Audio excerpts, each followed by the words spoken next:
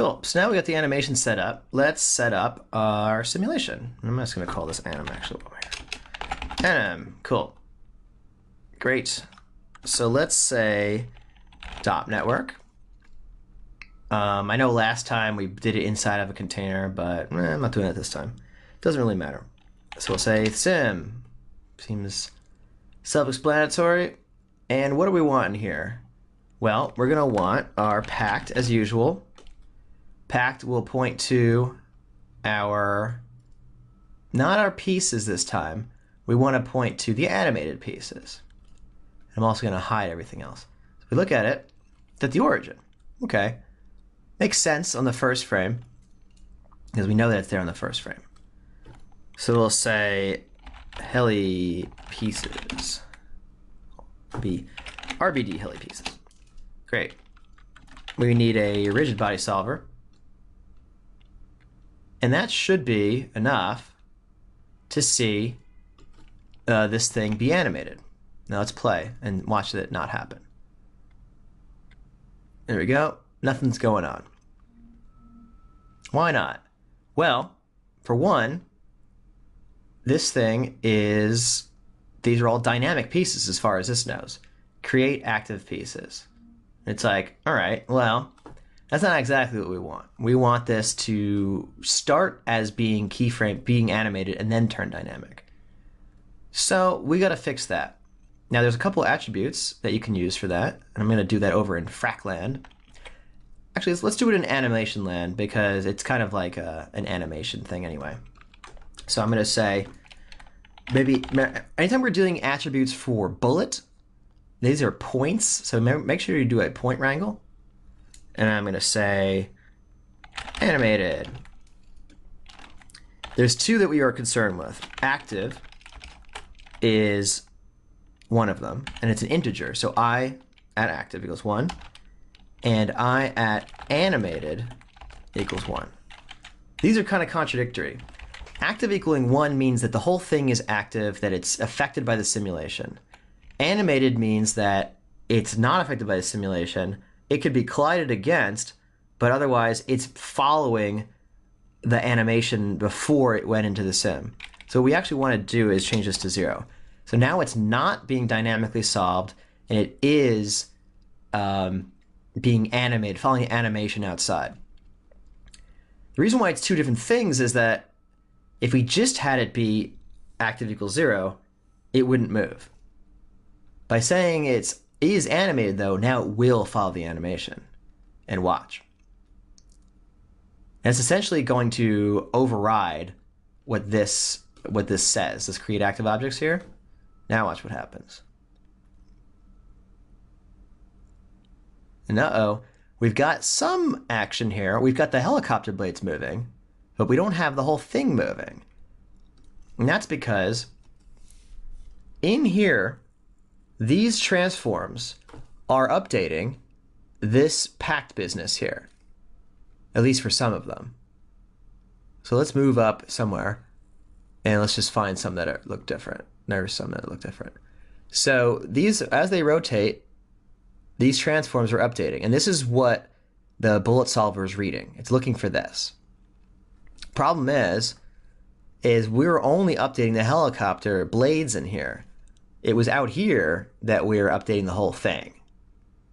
So what you have to do, or make sure that you remember to do, is use object transform. Because that's what this is. These are transforms out here. And this is the object level. So now you'll see back in the sim, sure enough, there you go. Looks like we're seeing both right now for some reason. Ever get that weird graphics card bug?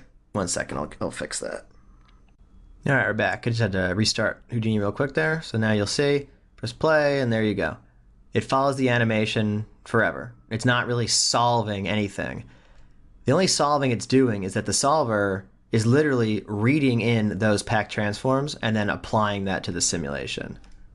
So if I just did this, as you see here, nothing actually happens. It's actually the solver that's applying those read in animation, and putting it on here. Cool. So there we go. So what else do we need? We're going to need the usual stuff. We're going to need gravity. We're going to need a ground plane. And by default, it'll be at y equals 0, which is what we have. So I'll put that there. Oh, not actually connected yet. There. Just do mutual so we don't make any mistakes. Very cool. And what we'll do, it's still not going to collide with the ground plane. Because, again, it's animated. It's just going where it was told to go. What we do instead is, let's say, hey, become active at some point. I'm going to use a soft solver to change those attributes. So here it is. I'm just going to say, hey, active. You are now active. Active was 0. Active is now 1. When it's active, it doesn't matter if the animation thing is set or not. So to prove a point, I'm just going to keep it. I'm not even going to change animated to 0, although you could. But as long as active is 1, it will be simulated. So right from the get-go, this is going to happen. So it moved it there on the first frame, and then post-solve, it did this SOP solver thing. I say post-solve because it was able to solve one frame, which was that first frame where it went up here. But then this, post-solve, immediately said, nope, now you're active. So now that it's active, it no longer reads the animation anymore. And now it's just a bunch of rigid bodies in free fall because of the gravity. Now we didn't want that to happen on that frame.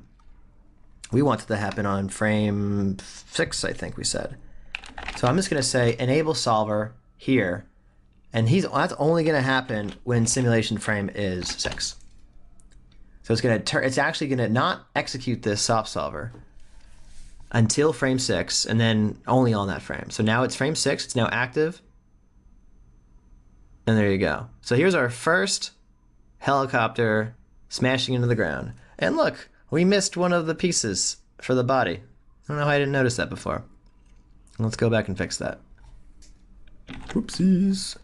So let's take a quick detour back here real quick. And again, we got our whole setup is nice and easy, so it won't be a big problem. Let's just go to body here.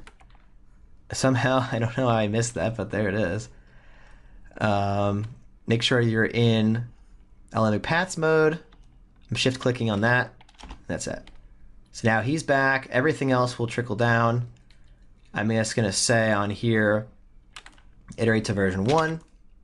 Save to disk, and it's going to do all of that. As you can see down here, it's doing all of the Voronoi crunching and munching, and that'll only take a few seconds probably, but I'll pause it at any rate.